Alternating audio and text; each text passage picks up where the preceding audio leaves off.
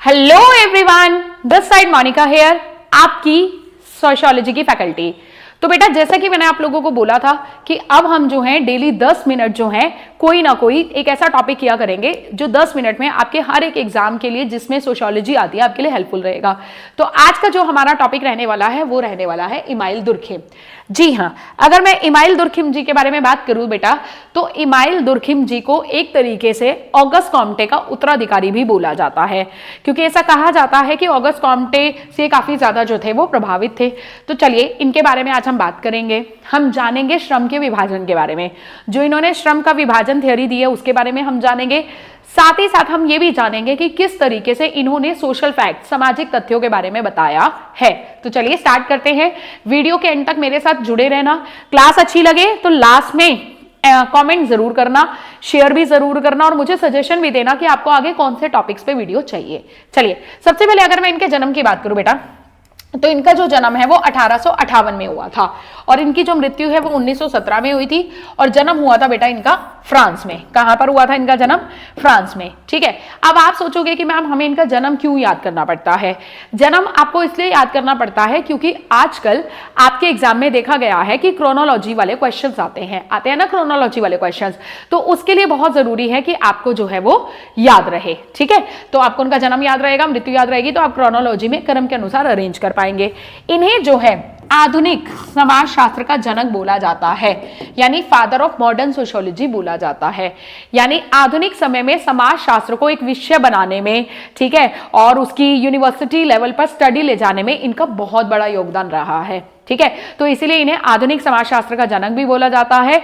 और इसके साथ साथ इनको जो है समाजशास्त्र का अकादमिक जनक भी बोला जाता है, एकेडमिक फादर भी बोला जाता है। क्यों बोला जाता है एकेडमिक फादर? क्योंकि 1895 में बोर्डो यूनिवर्सिटी में बोर्डो विश्वविद्यालय में समाजशास्त्र का विभाग इन्हीं के प्रयत्नों से, इन्हीं की लीडरशिप में खुला था। तो इसीलिए इन्हें समाजशास्त्र का अकादमिक जनक भी कहा जाता है। ठीक है, इन्हें फर्स्ट ऑफिशियल प्रोफेसर भी कहा जाता है कि ये जो है समाजशास्त्र के पहले प्रोफेसर भी थे, औपचारिक प्रोफेसर भी थे इमाइल दुर्खिम जी। ठीक है, अब अगर हम बात करते हैं इनकी विचारधाराओं की, ठीक है, तो थोड़ा सा मैं आपको यहाँ पे ये बता देती हूँ कि इनका जो है ये जो है संश्लेषित विचारधारा से बिलोंग करते थे। जैसे आपको मैंने पहले भी बताया था कि देखो समाजशास्त्र में ना विचारकों की दो विचारधाराएं होती हैं। कुछ विचारक ये मानते हैं कि समाजशास्त्र जो है वो एक अपना स्वतंत्र विषय है, उसकी विषय वस्तु बाकी के सामाजिक विज्ञानों से अलग है। ठीक है, तो उन्हें बोला जाता है औपचारिक या विशिष्ट जो है संप्रत विचारधारा। ठीक है, और कुछ समाजशास्त्री जो है वो ये मानते हैं कि समाजशास्त्र का बाकी के सामाजिक विज्ञानों के साथ भी क्या है, अंतर संबंध है, तालमेल है, तो उसे बोला जाता है संश्लेषित विचारधारा। तो ये संश्लेषित विचारधारा से रिलेटेड थे। इनका मानना था कि समाजशास्त्र के अंतर्गत जो है समाजशास्त्र बाकी के सामाजिक विज्ञान जैसे इतिहास, राजनीति, है ना, इन सबसे संबंधित है। इसके अलावा ये प्रत्यक्षवादी विचारधारा से भी जुड़े हुए हैं। क्यों? क्योंकि आपको याद होगा, मैंने आपको बताया भी था, ऑगस्ट कॉम्टे ने प्रत्यक्षवादी विचारधारा दी थी जिसमें बोला था कि समाजशास्त्र एक वैज्ञानिक विषय है, समाजशास्त्र में हम वैज्ञानिक पद्धतियों का उपयोग करते हैं। तो ये भी इसी विचारधारा को मानते थे कि समाजशास्त्र जो है वो क्या है, एक वैज्ञानिक विषय है, विज्ञान की पद्धतियों का उसमें उपयोग किया जाता है। ठीक है, आगे बढ़ जाते हैं हम लोग। आगे अगर हम बात करते हैं मेथड्स, देखो इन्होंने अपनी शोध में बहुत सारे तरीकों का उपयोग किया है। एक इन्होंने तरीका जो प्रयोग किया था वो था अप्रत्यक्ष प्रयोग।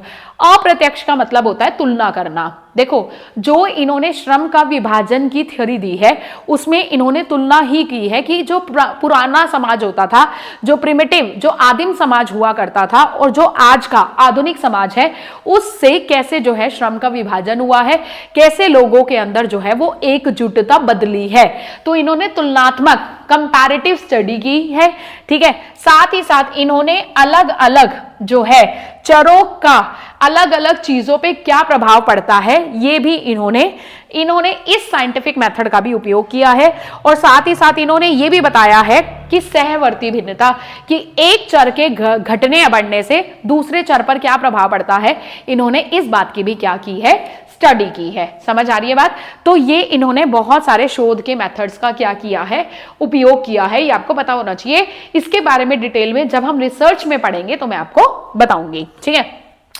अब मैं आपको बताती हूं सोशल फैक्ट। ये सामाजिक तथ्य है, सबसे इंपॉर्टेंट चीज जो इन्होंने दी है।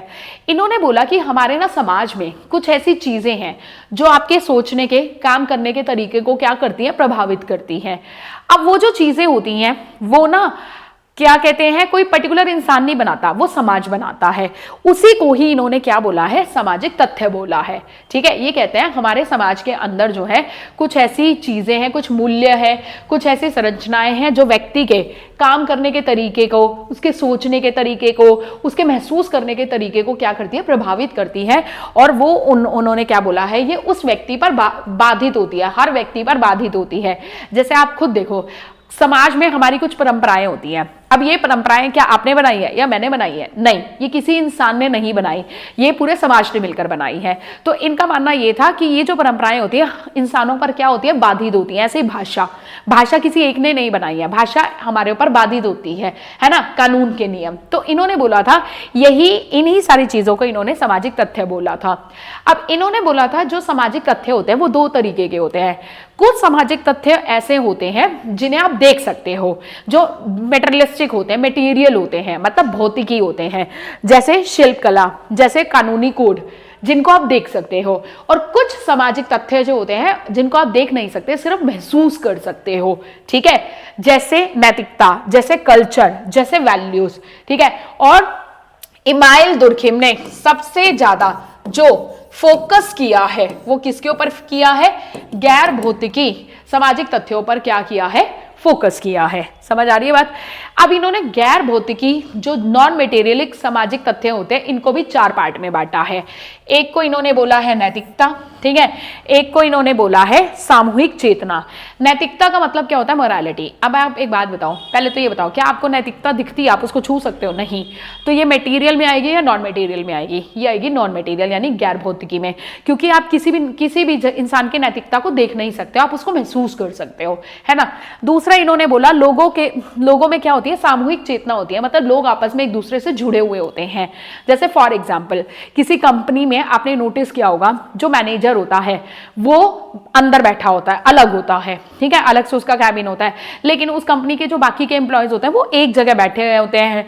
लंच होता है तो वो एक साथ मिलकर लंच भी कर रहे होते हैं। तो उनमें क्या होती है, एक आपस में क्या होती है, एक सामूहिक चेतना होती है। तो लोगों में क्या होती है, लोग जब किसी भी समाज का अंग होते हैं तो उनके अंदर क्या होता है, वो एक दूसरे से जुड़े होते हैं और उनमें क्या होती है, एक सामूहिक क्या होती है, एक चेतना होती है।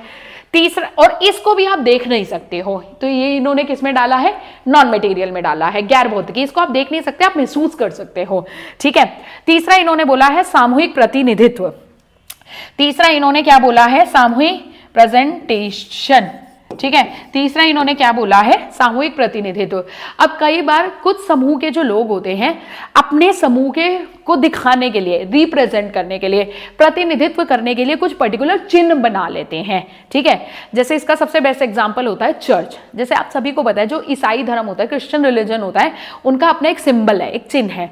अब कहीं पर भी आपको वो सिंबल दिखेगा तो आपको समझ में आ जाएगा कि ये ईसाइयों से रिलेटेड जगह है ना, मतलब उनके उसका वो है, ये है ना, ठीक है। तो ऐसे ही कई बार क्या होता है, समाज में जो समूह होते हैं अपना रिप्रेजेंटेशन दिखाने के लिए क्या बना लेते हैं, कुछ पर्टिकुलर चिन्ह बना लेते हैं। तो उसको इन्होंने क्या बोला है, सामूहिक प्रतिनिधित्व बोला है। समझ आ रही है बात, ठीक है। और चौथा इन्होंने बोला है सामाजिक धाराएं।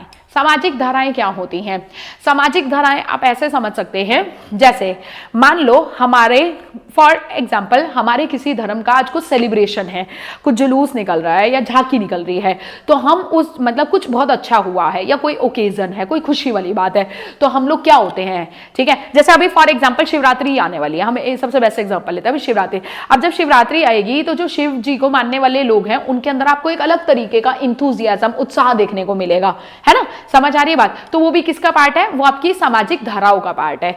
तो ये भी आपको दिखाई नहीं देता, आप सिर्फ उसको क्या कर सकते हो, महसूस कर सकते हो। तो इन्होंने बोला कि जो सामाजिक तथ्य होते हैं ये 2 पार्ट में डिवाइड होते हैं, जिनको आप देख सकते हो वो भौतिकी, जिनको नहीं देख सकते हो वो गैर भौतिकी, और गैर भौतिकी जो सामाजिक तथ्य होते हैं ये भी 4 पार्ट में डिवाइड होते हैं। नैतिकता, सामूहिक चेतना, सामूहिक प्रतिनिधित्व और सामाजिक धाराएं। ठीक है, तो आज के लिए इतना ही है।